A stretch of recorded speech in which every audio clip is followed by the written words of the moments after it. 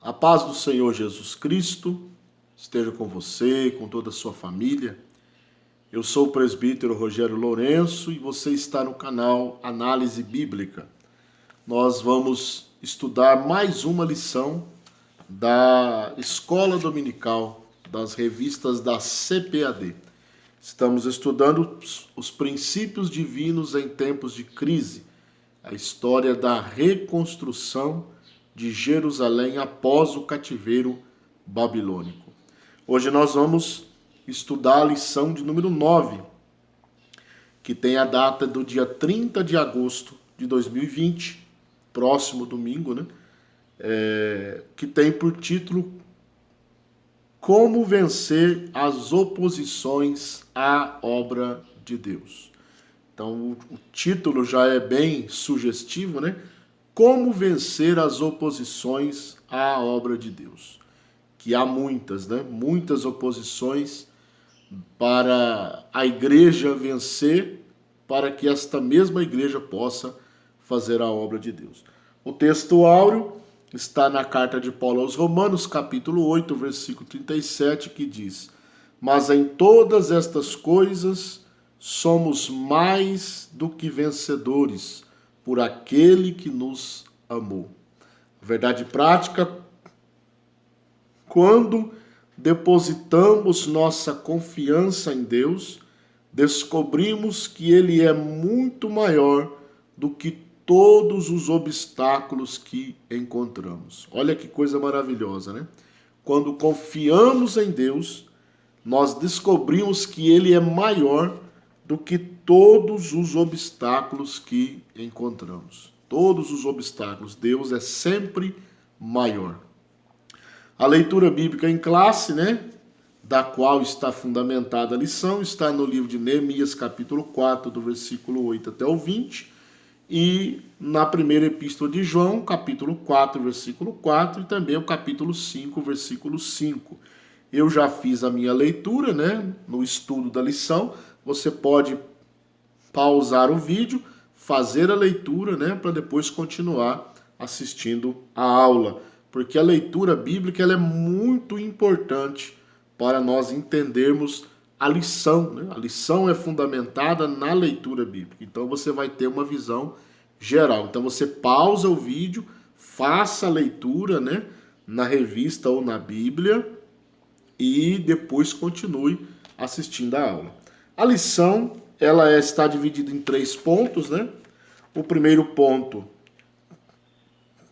qual a procedência desses ataques? Qual a procedência dos ataques que os judeus receberam, né, naquela época? 2. O inimigo procura atingir a nossa fé. E número 3. Qual o segredo da vitória de Neemias e dos judeus? Qual foi o segredo que levou os judeus a vencerem, né? E todos os pontos principais têm os seus respectivos subpontos, os quais nós vamos falando no decorrer da lição. Então, o primeiro ponto, o que nós vamos estudar hoje, né?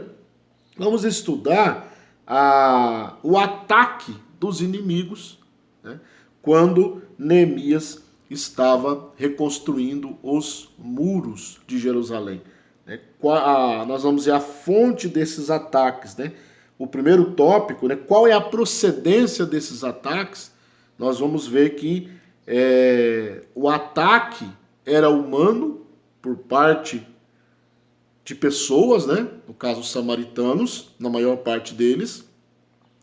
E só que por trás deste ataque humano havia uma fonte espiritual que é a força de Satanás.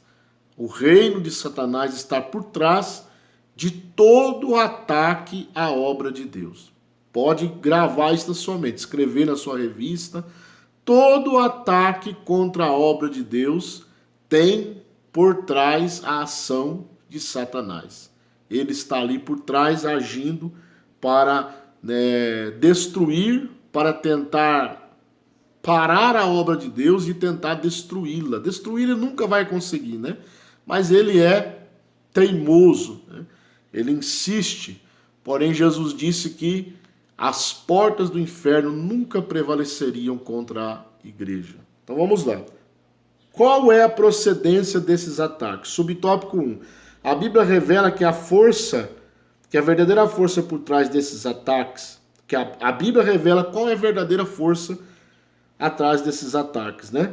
Está lá em Efésios 6 e 12. Não temos que lutar contra carne e sangue, mas sim contra os principados, contra as potestades, contra os príncipes das trevas desse século, contra as hostes espirituais da maldade dos lugares celestiais. Então, a força por trás dos ataques contra a obra de Deus são as forças malignas, né? O reino de Satanás. A Bíblia diz que Satanás é o príncipe deste século, né?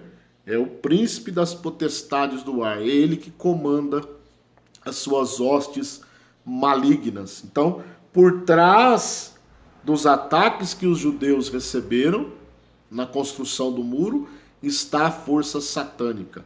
E atrás de todo o ataque contra a igreja do Senhor, desde a época dos apóstolos, desde a época de Cristo, até os dias atuais, toda a força vem de Satanás. Toda a força contrária vem do reino das trevas. Número 2. Qual a orientação que a Bíblia dá diante desta luta? O mesmo apóstolo Paulo escreve aos Efésios no versículo 13, que é o posterior, né? A luta contra as trevas é o 12 e o posterior diz: portanto, tomai toda a armadura de Deus, para que possais resistir no dia mau, e tendo feito tudo, ficai firmes. Esta é a orientação da Bíblia. Até vale ressaltar aqui que eu tenho uma playlist ali com um estudo sobre a armadura de Deus. Você pode acessar a playlist, né? E tem lá tomai toda a armadura de Deus. Ali eu falo sobre os elementos da armadura de Deus, né? As armas da armadura completa. E nós aprendemos que aquela armadura, ela era a armadura completa. Né? Por isso que Paulo diz, tomai toda a armadura de Deus. Não é uma arma ou uma parte ou outra, não. Toda. Então aí está a recomendação divina diante da luta contra as trevas. Né? Tome toda a armadura de Deus, resista no dia mau e fique firme. Esta é a orientação que a Bíblia dá. 3. Nesta luta contra o mundo invisível, a arma mais eficaz é a nossa fé. Nós temos lá na armadura de Deus o escudo da fé, pelo qual podereis apagar todos os dardos inflamados do maligno. Então a fé, João escreve, né? Quem é que vence o mundo? Nós temos lá na leitura bíblica em classe, por isso que eu disse que é importante ler, né, a leitura bíblica em classe, João 5 e 5, né? Diz, quem é que vence o mundo, senão aquele que crê que Jesus é o Filho de Deus? Então, a fé que vence o mundo, né? A fé vence o mundo, a fé no Filho de Deus, a fé no poder de Deus. E também Paulo escreve a Timóteo, no capítulo 6, versículo 12, milita a boa milícia da fé, toma posse da vida eterna. Então, a fé é uma arma eficaz para o combate da força das trevas no mundo invisível. E subtópico 4, para encerrar esse primeiro ponto, né?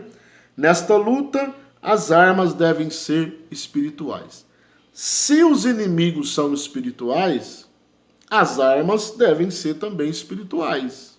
Né? Não adianta lutar com armas físicas contra forças espirituais. Isto é óbvio, né? Então, as nossas armas, Paulo escreve aos Coríntios, na segunda epístola, capítulo 10, versículo 4, que as armas da nossa milícia não são carnais, mas sim poderosas em Deus para a destruição das fortalezas. Então esse foi o tópico número 1. Qual a procedência dos ataques contra a obra de Deus? a procedência maligna, espiritual, a procedência do reino das trevas. Nós devemos nos armar com a armadura de Deus, com a fé e com as armas espirituais. Bom, agora nós vamos passar para o ponto de número 2. O inimigo procura atingir a nossa fé.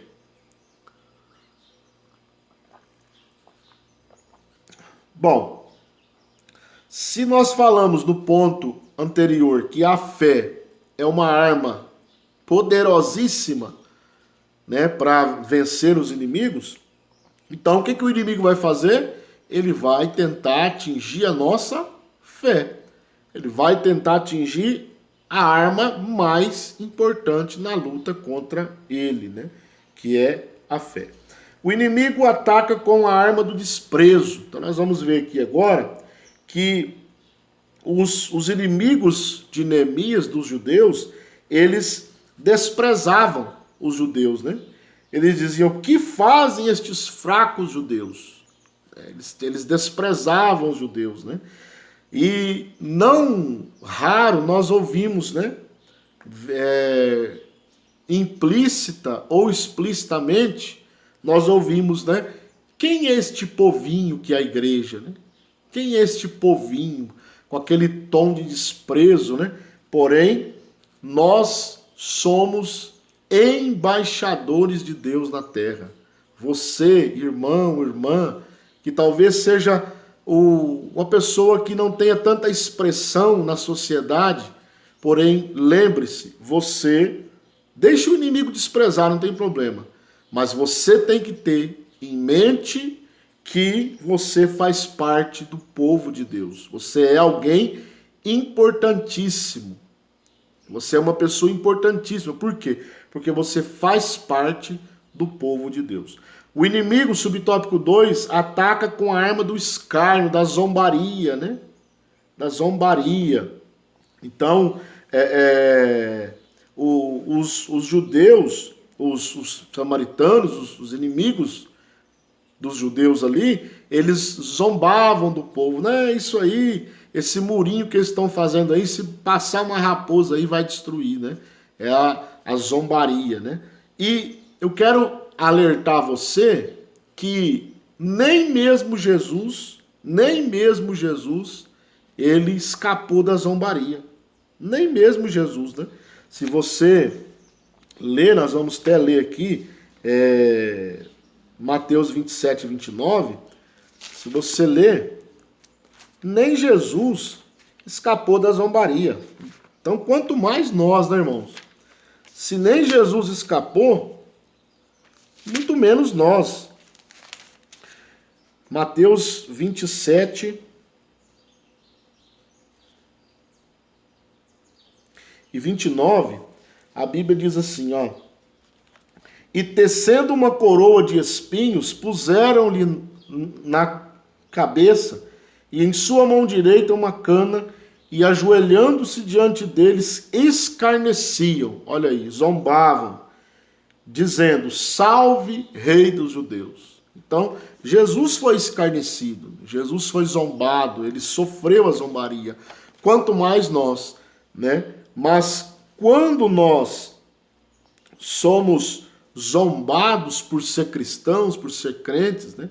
Alguém zomba da nossa fé, nós devemos nos manter firmes, ter uma resposta firme para estas pessoas, né? Ter uma resposta firme, não com falta de educação, porque nós temos que dar o exemplo, mas nós temos que nos manter firmes na nossa posição. Deixa as pessoas zombarem. Esse crentinho, né? Esse Zé Ninguém, esse isso, aquilo. Lembre-se, como eu disse, você não é um ninguém. Você não é um crentinho. Você é um cidadão do reino de Deus. Você é um súdito do reino de Deus. Guarda isso na sua mente. Você é um cidadão do céu, um embaixador de Deus na terra. O inimigo chama a nossa atenção para a imensidade da tarefa. Foi o que eles fizeram lá, subtópico 3. Né? Eles olharam para os judeus, né, reconstruindo o muro, e eles disseram: Vivificarão dos montões de pó as pedras que foram queimadas? Está lá em Neemias 4:2. Então os inimigos olham aquela obra enorme, né? Aquela obra enorme, e os judeus trabalhando ali, eles atacavam, dizendo: vocês poderiam revivificar as pedras do pó que tem aí? Será que vocês vão conseguir fazer isso? O que os inimigos de Judá não sabiam ou não queriam saber, né? Ou não se lembravam, é que quem faz a obra é Deus. Olha que coisa maravilhosa. Quem faz a obra é Deus. Então nós somos fracos mesmo, diante da imensidade da obra. Porém, quem faz a obra é Deus. É Ele quem peleja por nós. É Ele quem pega as pessoas fracas deste mundo, né? As pessoas que a sociedade não dá nada, fraquíssimas, para fazer a obra. Por quê? Porque é Ele quem faz a obra. E a glória é toda dele. Número 4, o inimigo usa contra nós boatos e mentiras. Olha aí, o que os samaritanos inventaram? Eles inventaram assim, Neemias, ele está construindo o muro porque ele quer ser o rei de Judá. Né? Calúnias, mentiras. Quantas vezes a igreja ela é vítima de calúnias, né? Vítima de mentiras. Lá no primeiro século, né, nós já vemos o imperador Nero incendiar Roma a bel prazer, né, para satisfazer a sua loucura. Nero parece que ele é meio louco, né? Para satisfazer a sua loucura, ele incendeia a cidade de Roma e coloca a culpa nos cristãos. Né? Mentiras, calúnias. Direto a gente ouve, né, pessoas mal intencionadas caluniar a igreja, caluniar o povo de Deus. Porém, a mentira não pode sobressair sobre o Deus da verdade. Grava isso na sua mente. A mentira não pode sobressair sobre o Deus da verdade. E a igreja serve o Deus da verdade, o Deus verdadeiro, o Deus vivo. Então, as mentiras tentaram desanimar o povo de Judá, mas não conseguiram. Né? Os inimigos tentaram mais esta arma. Você pode ver que, né, o autor ele vem listando aí, né, muitas armas que os inimigos usaram, mas nenhuma funcionou.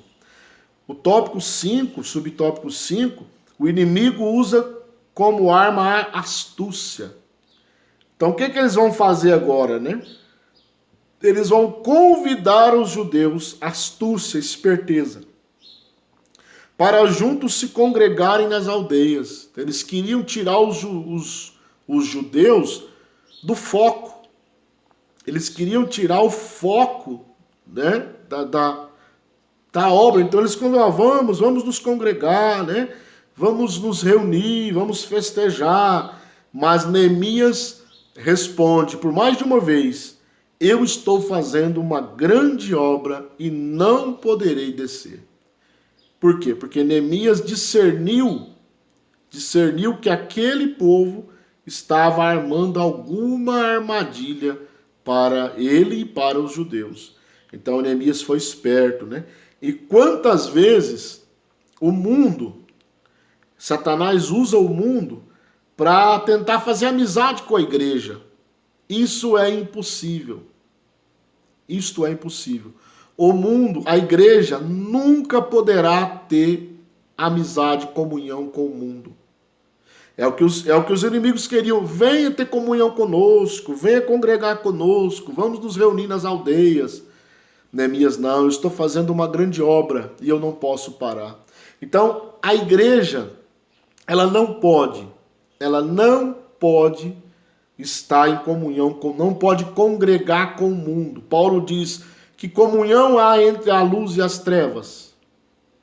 Que comunhão há entre Cristo e Belial. Que comunhão há entre a luz, o pecado E a santidade não tem comunhão. Não há como comunhão. Quando você vê uma igreja tendo muita amizade com o mundo, você pode ter certeza que esta igreja, logo ela vai afundar no pecado, vai se misturar, vai afundar no pecado e vai se desviar da presença de Deus. O tópico 6, esse tópico é bem grande, né? Tem 6 subtópicos. O inimigo usa como arma as ameaças. Então eles tentaram de todas as maneiras. Agora eles ameaçaram os judeus, né? Ameaçaram. Então os inimigos dos judeus ameaçaram guerrear contra eles, a fim de espalharem medo e pânico entre o povo de Deus. Você pode ver que o inimigo, ele foi tentando, cada hora ele tentava uma coisa. Cada hora ele inventava um negócio. Cada hora ele tentava algo. Porém, os judeus mantiveram-se firmes. Firmes na presença de Deus, firmes na presença do Senhor e venceram. Agora, nesse ponto 2, antes de passar para o 3, nós vimos aqui, né, como os inimigos, eles tentam atingir a nossa fé. Então, com astúcia, com mentiras, com ameaças, né, com uma falsa amizade, uma falsa comunhão, né, com a zombaria, com o desprezo, mas nada disso adiantou, nada disso, né? Então, os judeus venceram, eles venceram. Agora, qual foi o segredo da vitória de Neemias e dos judeus? Esse é o ponto de número 3. Qual foi a vitória? Qual foi o segredo da vitória deles, né? Qual foi o segredo da vitória? Primeira coisa, os judeus venceram pela oração. A oração ainda funciona. Grava isso. A oração ainda funciona. Ainda tem poder. A oração ainda tem poder. A oração ainda funciona. Os judeus, eles oraram. Nós temos o líder, Neemias, que era um homem de oração. Era um homem que orava, tinha o costume, o hábito de orar, né? Logo que ele recebe a notícia de Jerusalém, lá no comecinho, né? Antes dele ir para Jerusalém, ele recebe a notícia, né? Por intermédio de um irmão seu, e ele vai orar. Antes de falar com o rei, ele ora, buscando a orientação de Deus. Então a Bíblia diz no subtópico 3, né? No 1, né? Os judeus venceram porque tinha certeza que estava na vontade de Deus. Estava até esquecendo o número 1 aqui, né? Eles estavam na vontade de Deus. Então, estando na vontade de Deus, eles tinham certeza que ia vencer.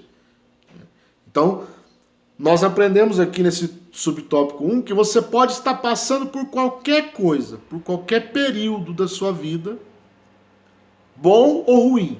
Você tem que entender uma coisa: você não pode sair da vontade de Deus. Não pode sair. Fique na vontade de Deus, que aí você vai vencer. Sabendo disso, eles oraram, né, para vencer. O subtópico 3, devemos também orar.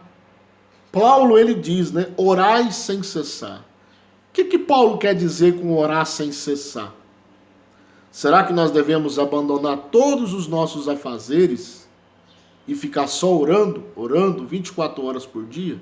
Não é isso que Paulo está dizendo. Quando Paulo ele incentiva a igreja, aos Tessalonicenses, né, a igreja em Tessalônica, a orar, ele está dizendo: vocês devem perseverar em oração, orar todos os dias, ter uma vida constante de oração, né? Aos Colossenses, ele vai na mesma linha, diz: perseverai em oração. O que é perseverar em oração? O que é perseverança na oração? Letra A, é impedir que alguma coisa nos estorve de orar. Isso é perseverança. Tem pessoas que qualquer coisinha, ele para de orar. Por qualquer motivo, ele para de orar. Então, a perseverança é não deixar que nada nos estorve na oração. B, é persistir em oração, ainda que o diabo procure tornar a oração pesada e difícil, né? Tem hora que nem sempre é o diabo, mas é a nossa própria canseira, né? Torna a oração difícil, pesada. A perseverança é persistir em orar, mesmo que a oração esteja pesada. Parece que Deus nem está recebendo, mas Deus está recebendo. Então, você precisa perseverar. Tem hora que a gente vai orar e aí o Espírito Santo vem, nos enche, a gente fala em línguas e é renovado e a gente tem ânimo para orar, mas tem dia que a oração está um peso, né? Eu acho que isso acontece com todo crente. Pelo menos comigo acontece, né?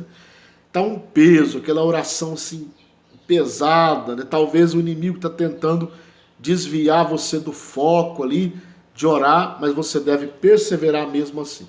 Letra C é orar até que venha a resposta. Olha que coisa interessante, irmão.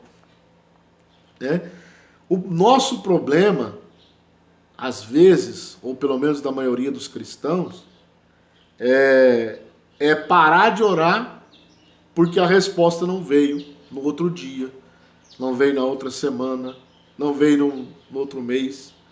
Eu estou orando faz 2 meses, a resposta ainda não veio, a gente para. Nós devemos pensar nesse ponto que o nosso tempo não é o tempo de Deus. O tempo de Deus é diferente. Na verdade, se formos analisar, Deus ele não tem tempo, passado, presente e futuro. Deus é um eterno presente, ele é eterno. Então, nós temos aqui dias, hoje é segunda-feira, estou gravando esse vídeo hoje segunda-feira, amanhã é terça, nós temos essa cronologia, agosto, setembro, e vai, agora mesmo é 2021. Deus não tem isso. Deus ele age na hora que ele achar que tem que agir. Ele fala, é agora que eu vou agir. E aí o nosso tempo já pode ter passado alguns meses, alguns dias e até anos.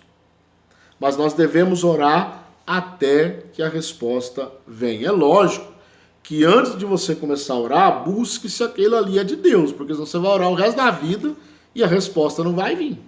Deus não vai te dar aquilo que não é da vontade dele, né? Porque ele sabe aquilo que é melhor para você. E D, o que é perseverança? O que é perseverança na oração?